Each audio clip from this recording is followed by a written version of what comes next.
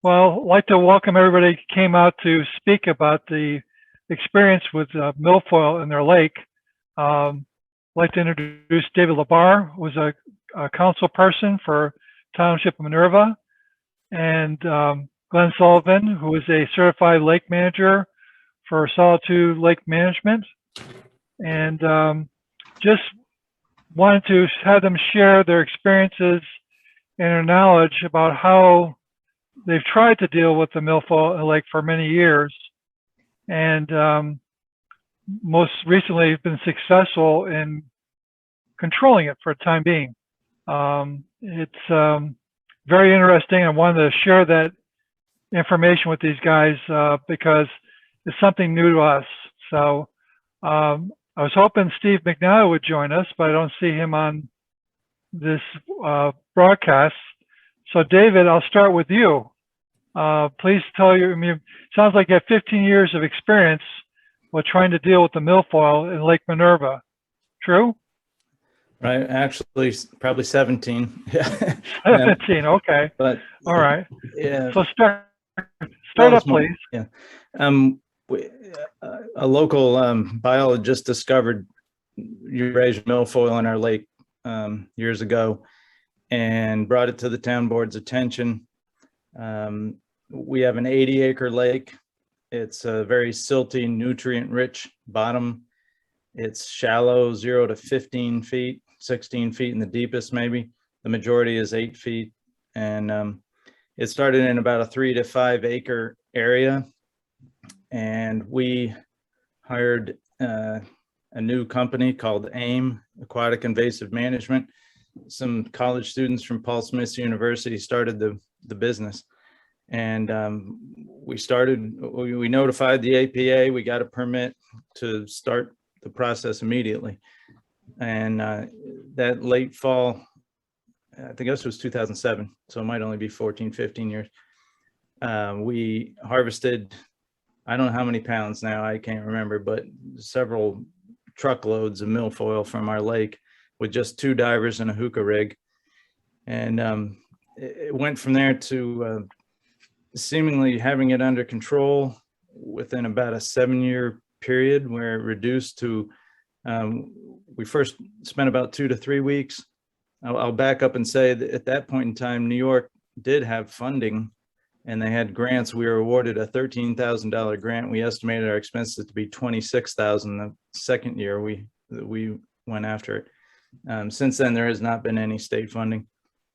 But we after about 6 or 7 years, we got it down to what we thought was a manageable level. We also deployed several benthic barriers in areas where it was dense and densely populated.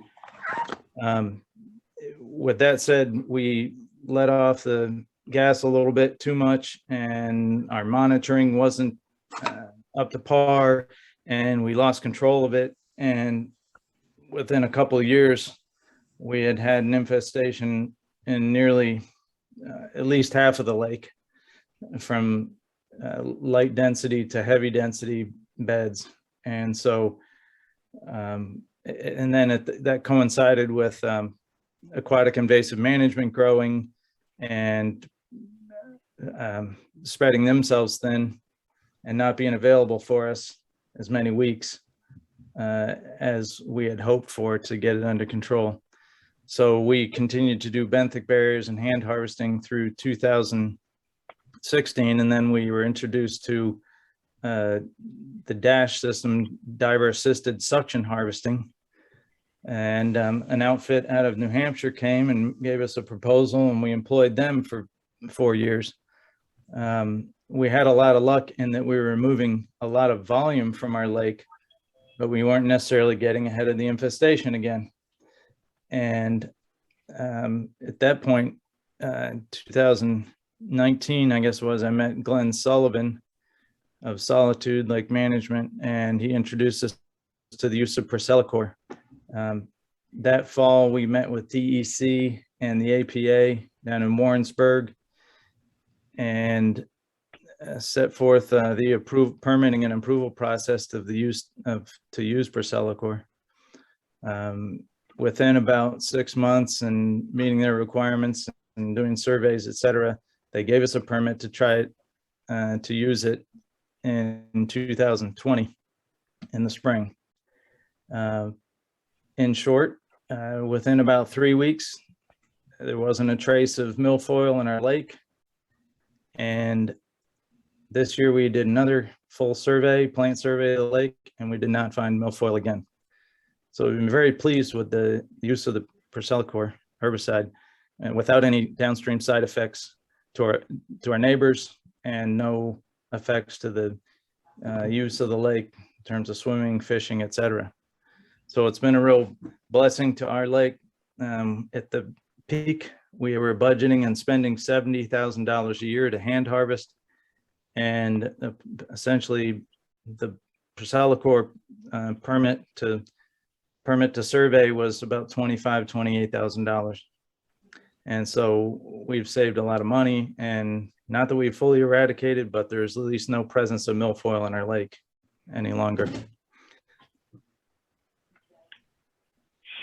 Can you hear me? Yeah. What was they also required you to have, when you had the Procelicor applied, have a hand harvesting on top of that, right? For backup? They did. We had a hand harvesting contract in place with the existing company, and in the event we'd need it, and we anticipated that the Procelicor would affect the treated area, but that it may not affect the untreated locations, and we would still have to hand harvest. So we had a contract in place, and after a month or so, we did some surveys, and we didn't find the milfoil even in the untreated location. So it must have traveled and taken care of that as well. So how much is the hand harvesting contract cost the township? Well, we were essentially $1,000 a day is what we were paying for the dash system.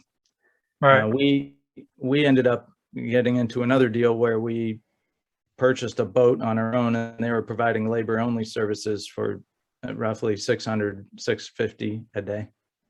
Mm-hmm. That's interesting. And the permit process, how smooth did that go for you? Fairly good. It was for the prior to Procelicor, we got a general one permit, and they help you by pushing them through, and there was no trouble. When it came to the Procelicor, we hired Solitude to help us because it was a little bit more involved than we either had time or knowledge to complete, and we assisted Solitude Lake Management in the process. But I think it took probably 5-6 months. Yeah, it was like I'd say October to maybe the following March that it took to get the permit. And when 3 years comes by and hopefully have good results again, what happens the fourth year? They're going to issue another permit, or you have to keep the hand harvesting going? They haven't really determined that. I mean, they've hinted and suggested that until it's justified, we wouldn't use Procelicor again, but they also, in other words, we would pursue hand harvesting again if we have a small infestation, and get after it real quick that way. But they've also realized that Procelicor can be used in small areas too, and do spot treatment. So there may be a place and time when they do approve that. They were kind of gray in that area. They didn't want to commit, to say one way or another what the which way they'd lean. So it sounds like you're happy with the process. Yeah, it went smoothly. We got a lot of cooperation with Lee Walrath from the APA, and Glenn Sullivan, of course, at Solitude, and DEC was cooperative.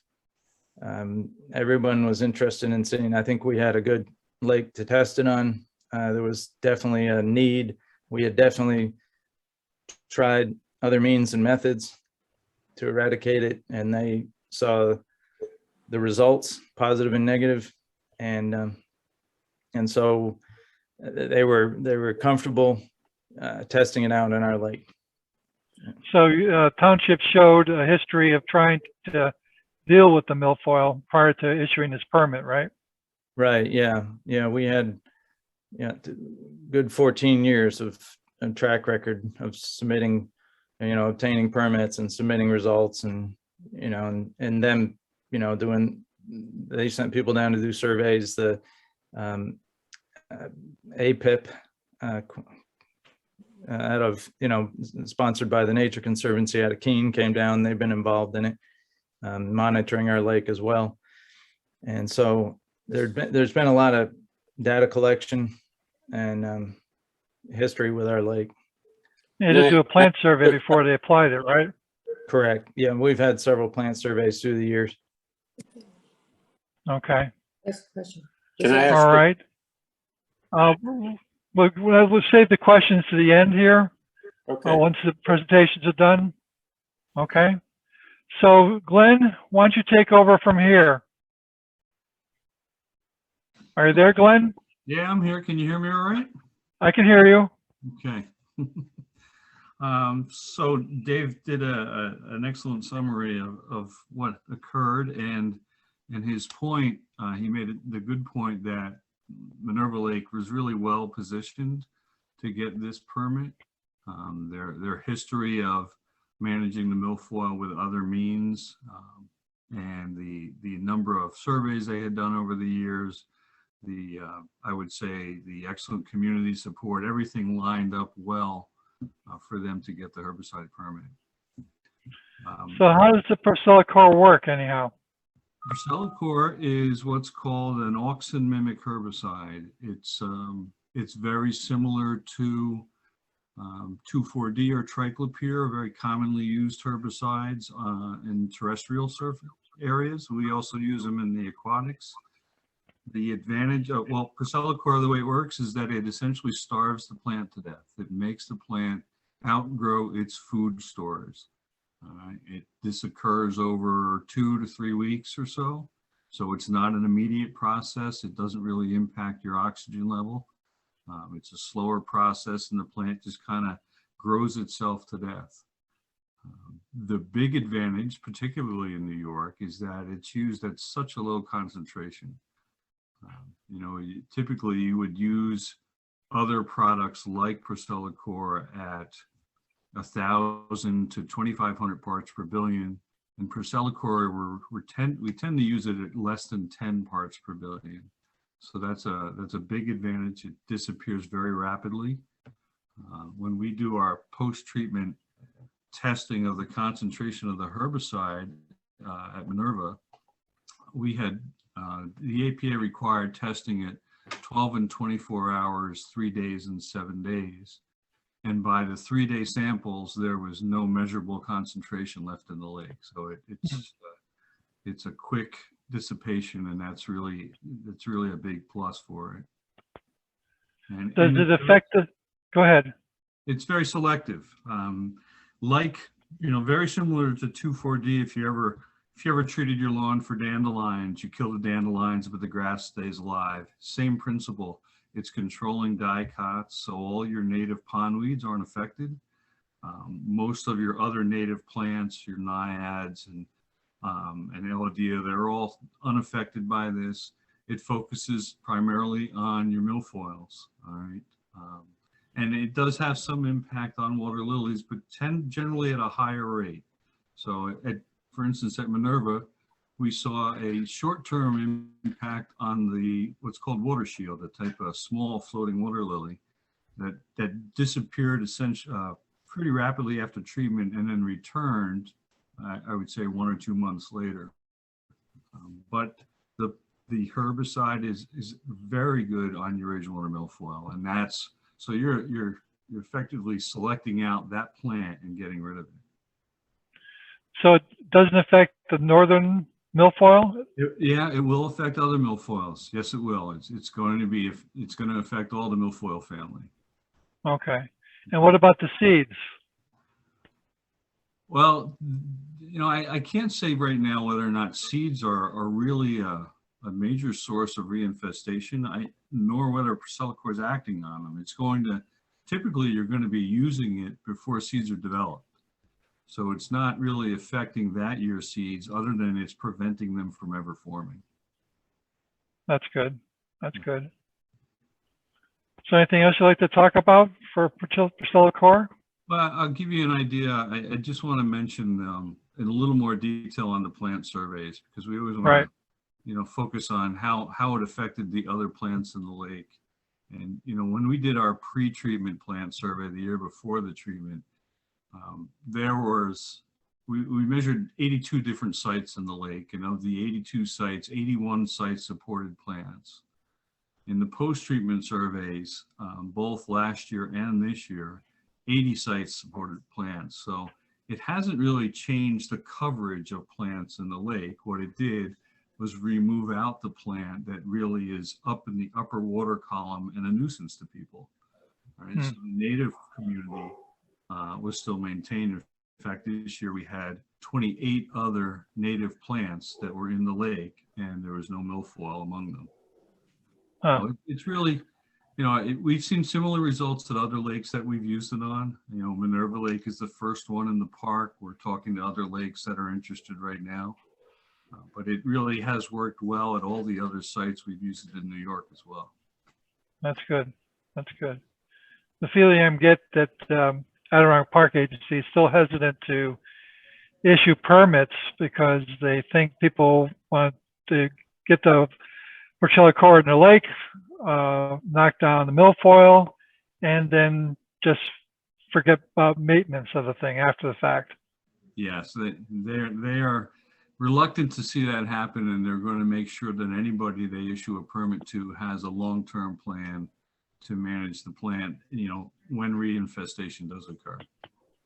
Okay. David, you want to add anything to that? No, that's a pretty good summary. I mean, I think you'll probably pick up some more questions in the question and answer. I remember there being an optimal time to apply it, which we needed about 8 to 12 inches of new growth and then a certain water temperature for it to have a maximum effect. And that delayed our start, a week and a half or two. But it all worked out fine. I guess we were concerned also that perhaps since you treat in June, that maybe some plants that were immature or hadn't emerged yet, and that in August and September, we'd see them, or even sooner when the warm waters of July and August that weren't, hadn't exposed themselves or yet, and that they'd grow and that might be what we'd have to hand harvest, but we really didn't even see that. So I don't know if it also affected root systems or, when it got into the plant and you could see the plant overgrowing and twisting and turning. I guess it went right down to the root ball and took out, and eliminated that as well. Glenn could probably clarify the scientific means and methods that happens, but it really, like a Roundup or something, I guess it hits the leaf and then it drops right down to the root and wipes it out. Is it systemic, Glenn?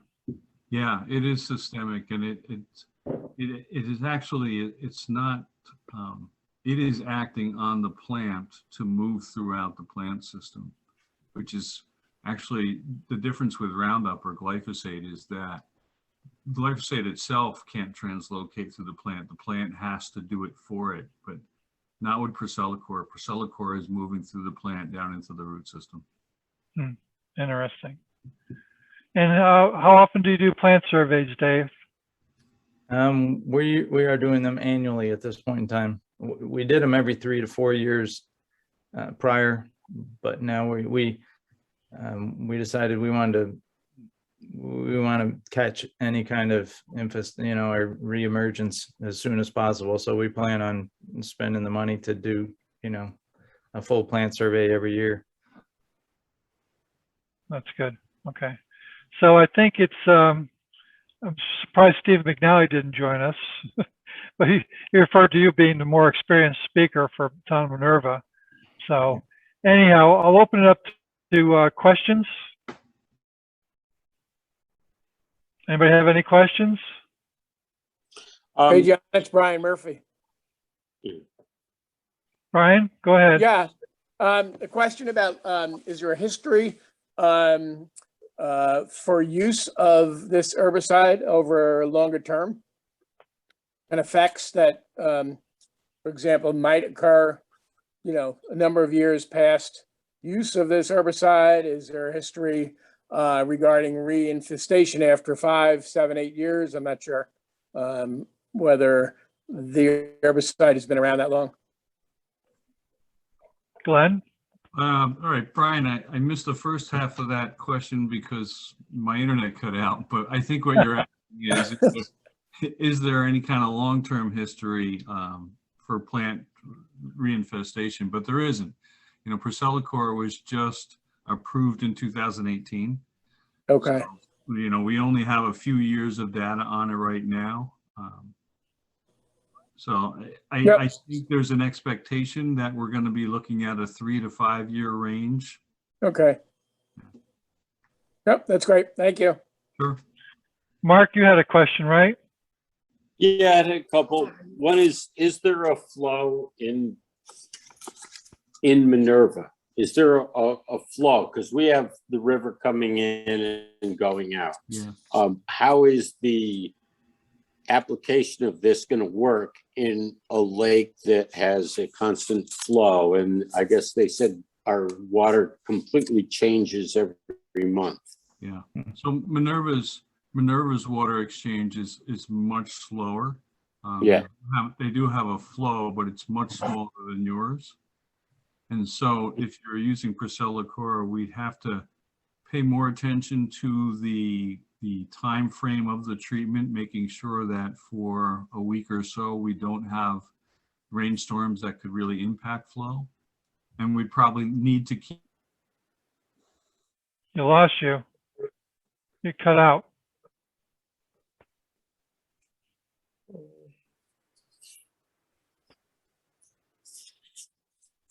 Are you there?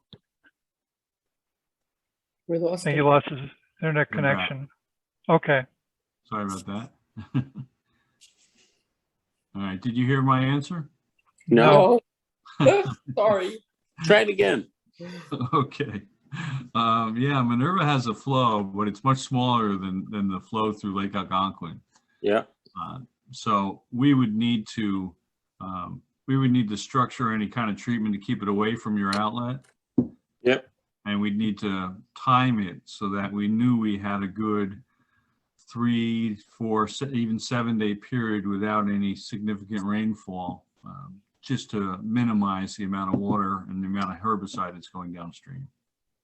Now, is that something that you would coordinate with, you know, maybe they release water and make it lower and you inject the stuff or whatever you do, and then let it, the reservoir slowly fill back so that we're reducing the flow through? I mean, how long does it take? And is it going to work in our lake? If you have that capability, we would try and manipulate the water level to make that happen. But again, the herbicide really it only needs a few days to work. It's a very fast acting. And even though the plant doesn't show that impact immediately, the herbicide works pretty quickly. So we only need 4 or 5 days, let's say, of good retention. That's good. Another question is, this herbicide makes it grow really quick. So now you're going to have this and then it dies. What happens when the plants die? What's that do to the oxygen levels and the health of the lake when all those plants all of a sudden die? Well, they don't die all of a sudden. That's just it. You know, when you use a contact herbicide, your plants will die in, you know, a few days. But when you use a systemic like Procelicor, those plants are dying and decomposing over weeks. So there's really not nearly as much impact on your oxygen level. And from the extent of the milfoil I saw in your lake, I don't think there'd be any detectable impact on your oxygen level. Okay, so the fish and the invertebrates are all going to continue to live and be happy. They're not going to have an impact. Yeah. How is it applied? How do you apply it? Um, Oh, we lost them. Oh, we lost you again. I can answer that while he's Okay. reconnecting. But they have essentially an airboat that it looks like a pontoon with a fan on the back, similar to what you'd have down in the bayous of Louisiana. I'm back. And He's yeah, back. all right. Can you hear me? Yeah, now we can. Sorry. So yeah, we use a boat with a tank on it, and we'll fill that tank from the lake, and then we'll mix in the herbicide Okay. and put it out, pump it out through the back underneath the water surface. Oh, Now, do you like broadcast it over the entire area? What happens if you get into an area where there's only a few plants? What do you do in those areas? Well, we'll have a GPS on the boat so that we have our treatment areas already programmed into the GPS so we can know just where we need to go. Larger Mhm. treatment areas, we might be going back and forth over that area. Smaller treatment areas, potentially one pass might be enough to do that. okay. Okay. So you know how it's applied. Do you have any other questions? Nope. I have no other questions. Anybody else have any more questions? Oh, can you repeat? I'm sorry, this is Marcia. Go ahead. Can you repeat you said something about applying at a certain month, and then when it was issued, it was said very quickly. Do you see what I'm asking? Yeah, initially APA was very interested in us applying as early as possible, and so we were projecting a May treatment, but the plants just weren't ready at that time. The water Mhm. temperature was too cold, so we pushed it back a little bit. But we're looking at late May, early June, and it might move a little bit week to week depending on the season. So you applied the winter before? I'm sorry? You applied to APA the winter before? Yes, correct. Okay, because you said it took at least, that's what I missed, how many months it took APA to review the permit? Well, the whole process, like Dave mentioned, was probably about 6 months. That's the word, okay. Yeah. So would we be able to treat next year If they approved it. if they approve? I can't That's answer. the thing. That's going to be a question for the APA. I don't know if you have done the background work as far as other types of management for them to issue a permit. I don't know. Okay, John, it's Is that- Brian. I have one more question. Okay, Brian. Is there a prohibition, I might have missed this before, regarding use of the lake, whether it be for swimming, for skiing, kayaking, during a period of time when the herbicide is being applied? Good question. When we are doing the application, we do want other people to be out of the treatment area so that there's just no worry about a boat getting too close to somebody else. Yep. Once the application is complete, and this may only be a couple of hours, after that point, then what you're going to deal with is an irrigation restriction. That's going to take about 10 days to remove. It'll take 3, 4, 5 days to collect samples, send them to the lab, get the results back, and have that irrigation restriction removed. Okay, thank you. Any other questions, anybody? John, I have a comment I'd like to make. Sure. This is Dave Labar. As a councilman, we knew that though we've had a track record of dealing with milfoil on our lake for a long period of time, there would be some resistance, and there would be resistance from the public. And part of the requirement of the permit, plus also part of good policy, public policy, was to hold a hearing in the town to educate the folks of what was done, and also educate them as to what would be happening. And there were a lot of crazy concerns about frogs growing 3 legs and children not being able to swim for the entire summer. And I'm Right. not letting Mike, I'll never, just crazy stuff like that. But there was also a biochemist in the audience, and he said, I've looked at the spec sheets on this material, and at the concentrations it's being applied, I'd drink a glass of water at that concentration, drink it, and so it's just so minimal, the parts per million that you're applying this. Did his statement carry any weight? No, it doesn't matter. But so that was a hurdle we had, and there were significant concerns. There was a lot of chatter on Facebook. There was, so it's something. And then Glenn also was real good about, and part of the permitting process was notifying all the riparian landowners. So then everyone gets a letter, and Right. and then you have to post, your signage prior to application and post application during the testing period. And so all that, I'd say, have a plan, a good plan to communicate with the public and let them know if and when you pursue this, and even before, so that the concerns can be addressed. So did you have 100% buy-in from the riparian residents? We did, yeah, we did, because most of them weren't unable to. A lot of the private landowners were on the north and northwest shore of the lake, and that was where a good bit of the original and significant infestation was. So they had been tired of dealing with it for years, and it affected their use and enjoyment of the lake and their access to the open water. And so they were very in favor of us, trying this. And one of the landowners was this biochemist I was speaking of. And so he has a pretty strong voice among the unofficial homeowners association of up in that area. So.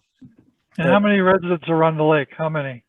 Well, there's about 15 private residences. There's one cottage community with 18 cottages, and then there's a public beach with a public campground owned by the town of Minerva. And that's 3/4 of the lake, and then the remaining quarter is undeveloped. Mhm. Yeah. That's interesting. Yeah.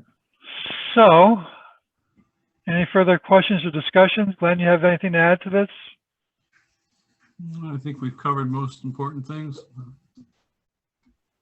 I'd like to know, where did the money for all of these years of harvesting and everything come from? I may have missed that earlier on. It came from our tax base, the general taxes of the town of Minerva. We allocated, so shared it among all the residents. The homeowners on the lake didn't have a greater share. It just came equally from everybody. So you put that as a referendum, or? No, it wasn't necessary. It started years ago as just, 10 or 15,000, then it went up to 20 and 40, and then we went up to 50 one year. And those that attend the meetings, who aren't many, or raise concerns, but for the most part, everyone really benefits from our lake. If we have one natural asset in our town that really everybody can enjoy, it's our lake. So there hasn't been a lot of resistance. We did get down to $10,000 or $12,000 when we thought we had it under control per year, and then 2 years later we were right up to 40, 50, and then back to 70,000 a year for about 3 years before Perselicor. So we had this almost an open contract for essentially 70 days of diving, as soon as the water warmed up enough, and until till mid-September. Every good weather day we were out there. And what people do you have under contract for hand harvesting? Well, we've used Aqualogic, Okay. and that's probably another discussion. We had good experience. They were very good at the beginning, and since it's been a little challenging since then. We were their first lake in New York, and then they kind of grew as fast as the milfoil does and had issues, and they're so I don't know. I'll leave it at that for now. I thought I saw some article about them training some more people. Yeah, they have a very enthusiastic owner, and he sets a lot of goals for himself, and I guess if he achieves 25% of them, that's a good thing. He has a lot of grandiose ideas. He's young and he's aggressive, and you know, he's taken on a big challenge. So I had another question about volunteers to do the milfoil harvesting, because we have some divers that live with waterfront and have talked about volunteering to do that. How would that work? well, one, you'd have to teach them how to pull the plant by the root ball to be effective. And you know, the way before the suction harvesting, they used essentially onion bags, like you'd buy at the grocery store, something that, you know, you could put the plant in and it would and the silt could fall off it, and, you know, wouldn't hold water. I think education is key on how to perform it, and I think that we had thought we'd have a stronger volunteer base too, but it's difficult to dive and stay underwater a long time, tanks or whatever, or a hookah rig with oxygen system. It takes a big effort. I don't, you know, I would say, you know, it would be worth getting some training so you know how to effectively harvest. And it's a, you know, in our lake especially, it's a cloudy, silty process. You have to go in an area and then back out and come back to it later in the day after things settle down. And it's time consuming. It's not easy. It's like weeding your garden. You're enthusiastic at first, and then it becomes to be a chore, you know. It's not fun. And you don't need a permit for that? No, you would need a permit. APA would want to know that you were hand harvesting, yeah.